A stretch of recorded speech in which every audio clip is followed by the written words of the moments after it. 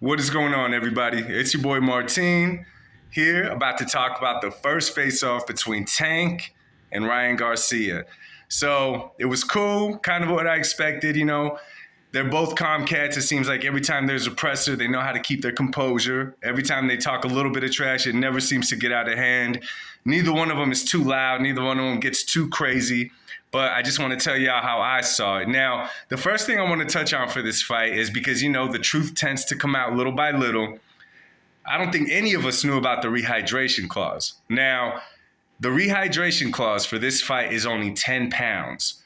So they're fighting at a catch weight of 136, and the next day, Ryan cannot rehydrate more than 10 pounds. In boxing, rehydrating 10 pounds is nothing, y'all, because Ryan, I'm assuming, probably walks around at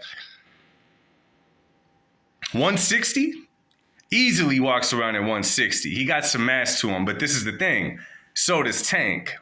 Tank is a very small dude, but it's not hard to look at Tank and to see that naturally, Tank probably walks around somewhere around 160 as well. Some might think I'm crazy. Go look at pictures of Tank. He's done a good job keeping himself in shape lately. Early in his career, he used to balloon up in weight naturally, all right?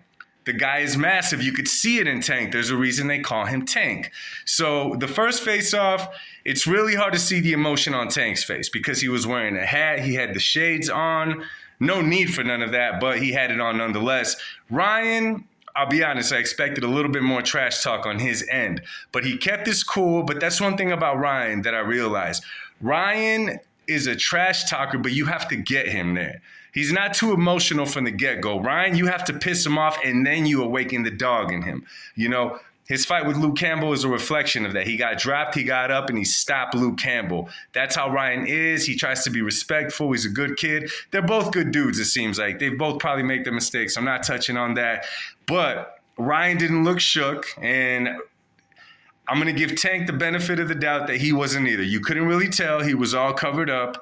But I think this is fixing to be a really, really good fight. I can see that neither guy is intimidated. Again, I can see it easier on Ryan. I'm not favoring nothing. I'm just saying I couldn't see Tank's emotion.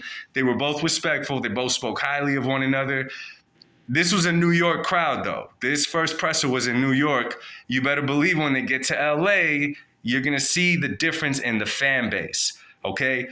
They're going to be loud and probably obnoxious in LA. Emotional crowd. They love the fight game. They always back their fighters. It's going to be crazy. But as far as the first one, we can't tell too much. The only thing that was interesting to me, however, was the rehydration clause. So when they weigh in, no more than 136. They have a second weigh-in the day after, which is fight night. And Ryan can't go higher than 146, which it's not going to sit right with me. And this is why. I see a lot of dudes talking that Ryan walks around at close to 146 anyway. It's not going to be an issue. That is false. Don't let anyone tell you that. Those are lies. And someone say, well, Ryan's a lot bigger than Tank. Ryan is a lot taller than Tank, body mass-wise. Tank might even have more body mass than Ryan does naturally. You know what I'm saying? Naturally. Now, this is the issue for that. A lot of times in boxing, you guys see pounds and you don't see the difference that pounds make. Y'all think that 3 pounds doesn't make a difference. But think of it like this. If you're going into a fight, that minimizes whether you're eating 2 meals a day or 1 meal a day.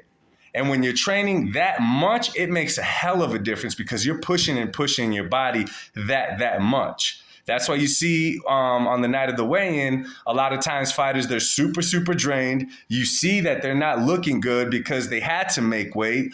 And this is where it plays a big part. So for Ryan to even rehydrate the next day to 146, in other words, he's not going to be rehydrating like he normally does.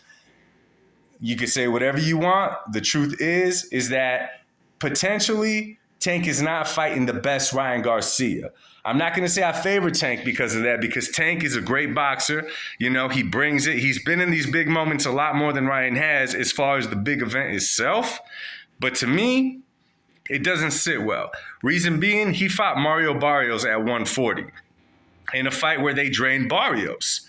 You know what I'm saying? Mario Barrios doesn't fight at 140. I can't say he never has, but he fights at 147. Again, 7 pounds doesn't seem like a difference, but it makes a humongous difference in professional boxing. So I'm still excited for this fight. It's going to be interesting to see what happens, but I'm not going to say Tank asked for that. His team certainly did, though. His team certainly did not want Ryan to be at his full potential, which doesn't sit right with me, but I'm going to give Tank the benefit of the doubt that that's not what he wanted, but you never